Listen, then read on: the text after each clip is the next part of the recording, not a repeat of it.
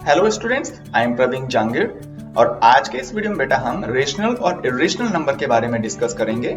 Rational number को परिमेय संख्या कहते हैं जबकि इर्रेशनल नंबर को अपरिमेय संख्या कहते हैं। इससे पहले कि बेटा हम आगे वीडियो में बढ़ें, मैं आपको बताना चाहता हूं बेटा कि इस वीडियो में हम रेशनल और इर्रेशनल नंबर के मीनिंग के बारे में देखेंगे। इसी के साथ में जो रेशनल नंबर है वो कितने रूपों में हमारे सामने विद्यमान होती है उसके बारे में डिस्कस करेंगे और हम कैसे चेक कर सकते हैं कि जो गिवन नंबर है या दी गई जो संख्या है वो रेशनल नंबर है या इर्रेशनल नंबर। और साथ ही साथ में बेटा आपके अब तक जो दिमाग में कंफ्यूजन चल रहा था रेशनल और इर्रेशनल नंबर को लेकर, उस कंफ्यूजन को भी हम बेटा इस वीडियो के थ्रू फिनिश करेंगे बेटा।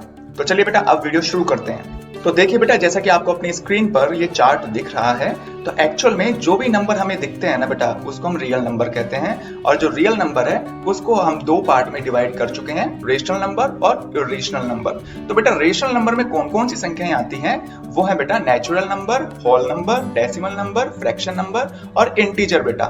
और हाँ बेटा, मैं आपको बताना चाहता हूँ कि जितने भी टाइप्स दिख रहे हैं ना आपको नंबर के, यहाँ पे हर नंबर के टाइप के बारे में मैंने अलग से सेपरेट वीडियो बनाया है। आप वहां पर जाकर इन नंबर्स के बारे में एक डिटेल इंफॉर्मेशन ले सकते हैं। तो चलिए बेटा अब हम वापस लौटते हैं इस चार्ट की तरफ। तो बेटा रेशनल नंबर में ये सभी संख्याओं को इंक्लूड करते हैं, नेचुरल नंबर हो, होल नंबर हो या डेसिमल या फ्रैक्शन या इंटीजर नंबर हो। और डेसिमल नंबर में जो रिकरिंग नॉन टर्मिनेटिंग नंबर आता है वो भी बेटा रेशनल नंबर होता है। और ये क्यों होता है, इन सभी का डिस्कशन बेटा अभी जस्ट इसी वीडियो में आगे करेंगे। इसी तरह से बेटा इर्रेशनल नंबर में दो तरह की संख्याओं को हमने यहाँ पे शामिल किया है। फर्स्ट है non recurring non terminating number, अनावर्ती अशांत दशमलव संख्या। और सेकंड बेटा इम्परफेक्ट रूट नंबर, अपूर्ण वर्ग जो संख्याएं होती है। तो ये दो तरह की जो संख्याएं होती है ना बेटा, इन्हें हम इर्रेशनल नंबर में इंक्लूड करते हैं।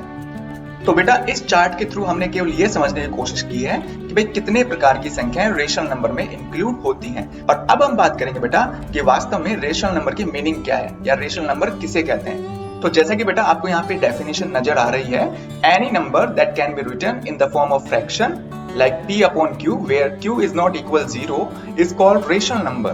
तो बेटा सीधी सी बात ये है कि भाई किसी भी तरह की संख्या हो, अगर उसको हम भिन्न के रूप में लिख पाए, और जहां पर भी एक शर्त है बेटा कि भिन्न में क्या होते हैं, अंश और हर। तो हर में कभी भी 0 नहीं आना चाहिए।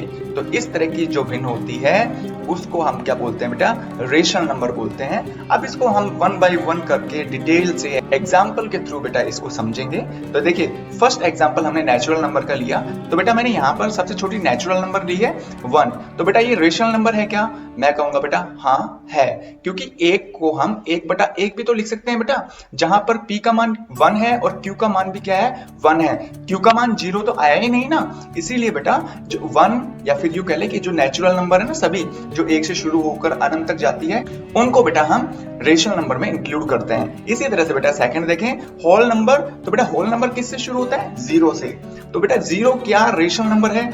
मैं कहूंगा बेटा हाँ 0 रेशनल नंबर है, क्योंकि 0 को भी हम 0/1 की फॉर्म में लिख सकते हैं। इसी तरह से थर्ड है बेटा डेसिमल नंबर। तो क्या डेसिमल नंबर भी रेशनल नंबर है? हाँ बेटा, क्योंकि यहाँ पर 2.5 मैंने लिखा है ना, तो इसको हम ऐसे तो लिख सकते हैं 25/10। यहाँ पर p की वैल्यू 25 है और q की वैल्यू 10 है, इसका मतलब ये भी बेटा रेशनल नंबर है। फोर्थ बेटा इंटीजर नंबर। इंटीजर नंबर में अगर हमने नेगेटिव नंबर लिया तो -8 क्या रेशनल नंबर है? तो मेरा जवाब फिर से वही होगा बेटा कि इंटीजर नंबर भी क्या होते हैं, रेशनल नंबर होते हैं, because we can write -8 in the form of -8/1, where -8 is numerator and 1 is denominator. And beta, as you can see that here in this fraction, the value of denominator is 1. So this is in the form of fraction. So we can say that -8 is integer number and all type of integer numbers are included in rational number. Now if we go to fifth example, recurring non-terminating decimal number.